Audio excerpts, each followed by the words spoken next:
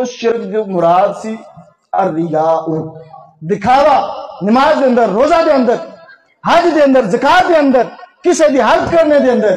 لیکن اس شرک تو مراد جناب والا شرک جلی ہے. سرکار فرماتے ہیں میری امت جڑی ہے عمل دے اندر تے شرک کر سکتی ہے لیکن کسے بت نو سجدہ نہیں کر سکتی، کسے ہور نو خدا نہیں بنا سکتی. تو لہذا سرکار نے فرمایا کہ میری امت جڑی ہے او شرک نہیں کر سکتے. لہذا انہوں کا جواب ہو گیا بھائی.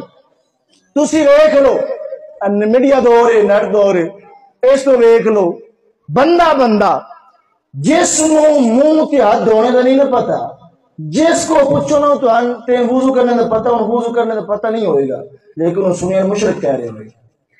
دیکھ لو تسی نیٹ تو مشرک کہنے گا. مشرک کون ہوتا ہے کہ جس کی بخشش نہیں، جڑا اللہ دے مد مقابل کسے لے آ رہے ہے، جڑا کوئی اور خدا مان رہا ہے، بتان سجدہ کر رہے ہے، جڑا اللہ دی ذات، صفات، اسماء، افعال دے اندر کسی اور نو شریک کر رہے ہے، وہ مشرک ہوتا ہے.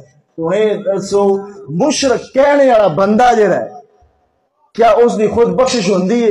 بخاری جو یہ حدیث ہے سرکار نے فرمایا کہ جڑا بندہ کسی نو کافر کہہ دے اور اس دا کفر ثابت نہ ہوئے بلکہ وہ مسلمان ہوئے، اس کفر نہ کیتے ہوئے، سرکار فرمایا وہ کفر اس دی طرف لوٹ جائے.